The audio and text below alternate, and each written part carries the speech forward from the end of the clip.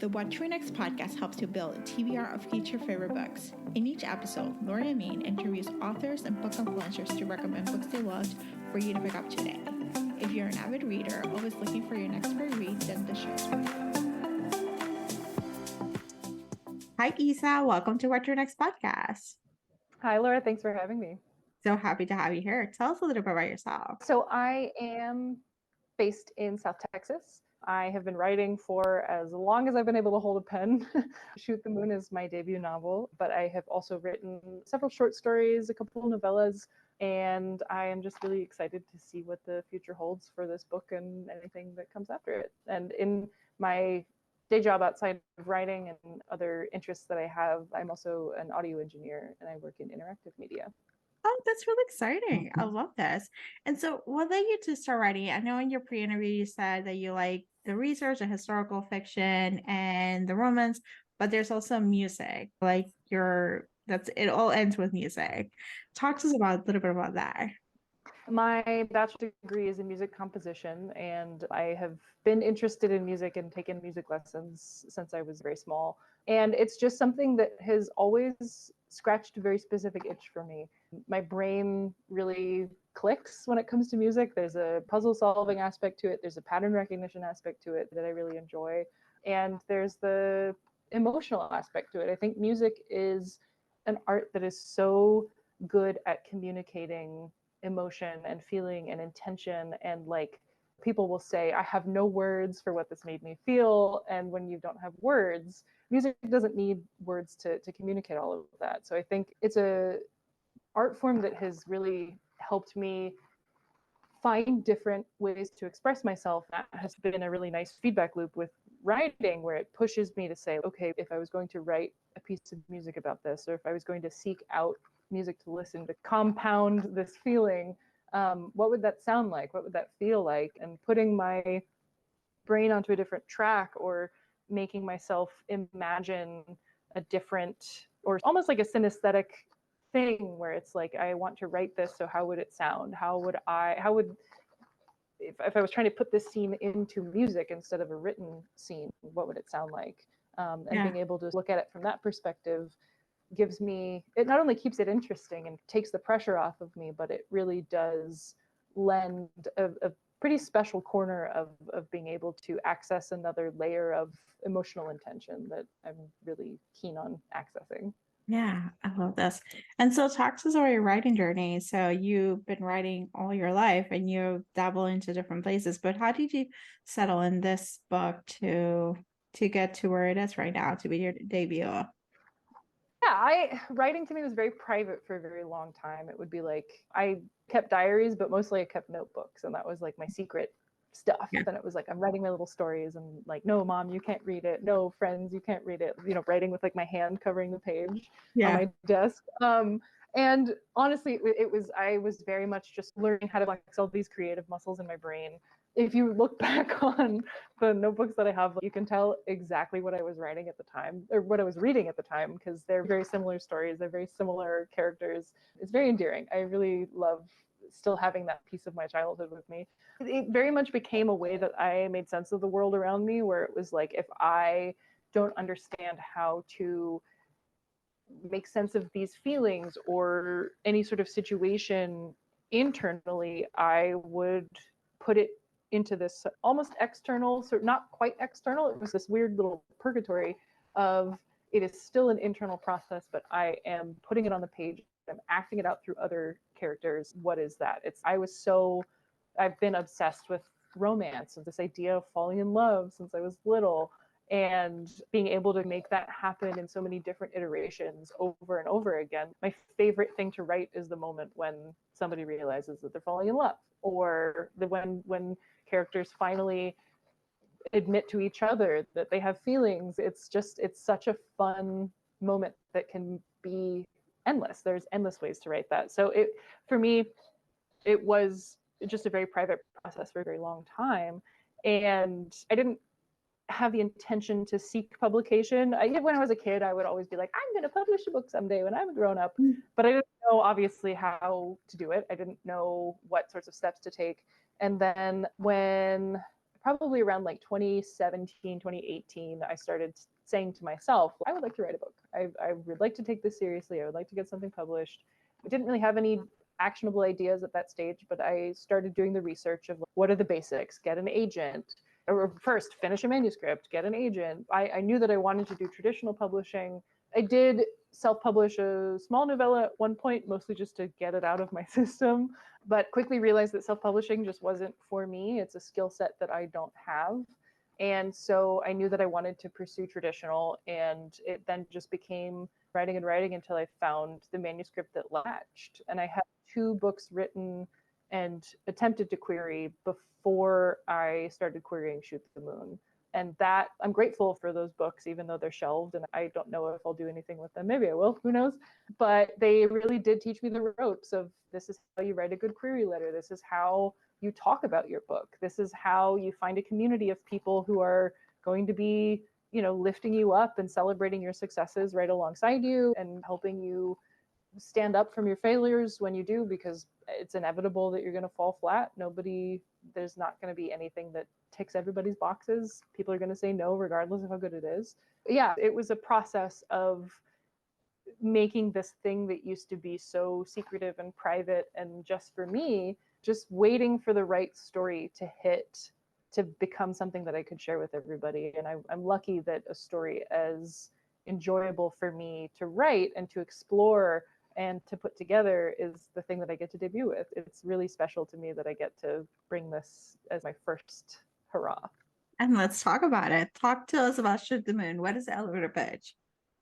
So my elevator pitch is, I'm going to pull up my actual elevator pitch so I don't stumble over it, because I think I say it's something different every time somebody asks, but it is about a young woman in the 1960s who makes a discovery during her work on the Apollo 11 launch that causes her past and her present to collide. So there is a speculative element, there's a historical element, there's a romantic element. It's a blender of all of my favorite things. I thought it's everything that I write is very much what are all of the stuff that I want to read in books. And that's what keeps it exciting and fun for me, is that like I am just as much a reader of my own work as I am a writer. So I'm approaching it from those 2 sides the whole time I'm putting it together.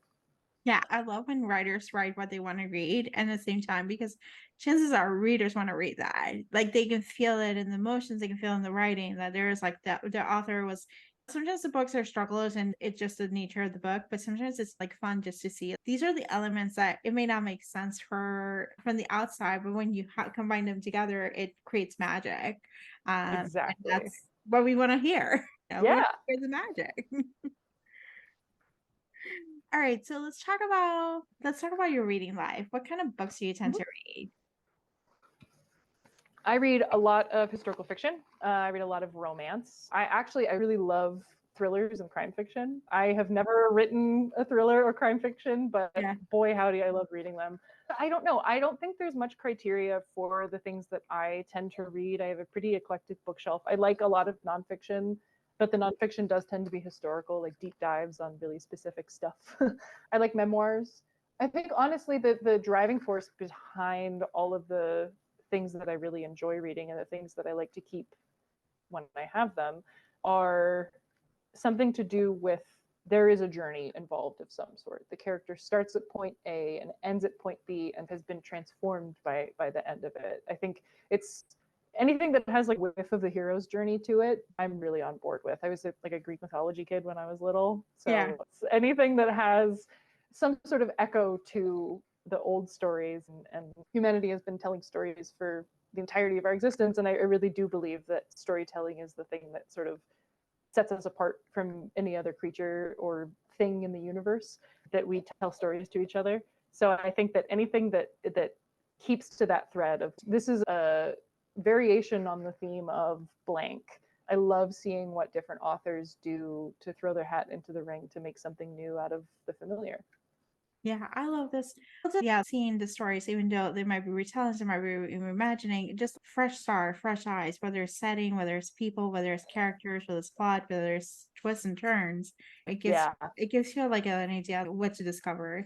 I love romance because even though it can be formulaic, it's gonna be happily ever after, the author's it's still gonna be fun. Right. Yeah. It's a whole ride. Yeah, romance to me is very much that's the definition of it's about the journey, not the destination. Yeah. Because hopefully you know that they're going to end up at the end in some way, shape, or form, or end up together at the end in some way, shape, or form. But the way that they get there is the exciting part. There's that joke that the "oh" in italics moment is like always in every romance ever, but like we still love it. We still like gush over it the whole time. That's the fun part, is figuring out how different authors reach each of those milestones of the genre, or each of the touch points of the genre. And I think that that's where the real magic happens, where it's like, that's how you can tell if you're resonating with an author, if you're like super excited about the way that they trod ground. And that's my hope for my work, is that I can be an exciting factor to the readers. This. All right, so let's talk some book recommendations. Do you have any books to recommend or listeners to pick up? I do. I have a couple. One of the most recent ones that I have is Tin Man by Sarah Winman. Made me cry multiple times. It is gorgeous. The prose is amazing. The characters are just like, you ache for them. It's really cathartic. The main character is just so wonderful. He's sad, and you want to give him a hug, and you want to make him a cup of tea. And the more you find out about his life and his past and these people that he's loved, oh, it's so good. I could gush about this book all the time. And then another one that I have a couple. Another one that I have is Under the Poppy by Kathy Koja. It's the beginning to a trilogy. It is super exciting. I'm like at a loss for words because it's such a good book. Like it's sexy and it's smart and it's woven so deftly. Like you really care about all of the characters. They have their own motivations. The way that she writes is just so rich and so redolent, and you are just immediately in every scene. And it's so good. The rest of the trilogy is incredible, but the Under the Poppy in particular that's where it starts. And speaking of romance, there's an old favorite. It was published in the 50s. It's The Charioteer by Mary Renault. The two main characters, Laurie O'Dell and Ralph Lanyon, I like to say that they invented love. They are so charming and so tender, and like, because it was written in the 50s, the way that they speak to one another and the dynamic that they have is, but because it's so guarded, you can see in the margins of the way that they speak to one another, they stand next to each other, like the history that they have is just like, it's so clear in every little thing that they do, that they just adore each other, and you're just rooting for them the whole time. And finally, when they get to that point, you're like, yes, like you just want to run through the streets and cheer. And I also really, speaking of memoirs that I liked, it's fairly short. I think it's technically a novella length, but it like does not read like a novella. It is immediate and it punches, and it's a really urgent, lovely book. The memoir is Fruit Punch by Kendra Allen. She's a San Antonio author. She's local to me. I heard her read an excerpt from it once at an open reading, and stunning. Like the voice that she has is amazing. It's so personal. She manages to render some really intense moments in this just it's reading the book is honestly just like sitting across the table and talking to somebody. It's really wonderful. And if anybody I would recommend it to like people who like memoirs and also people who don't like memoirs, because it's at once very familiar, but it really does some fresh stuff with it.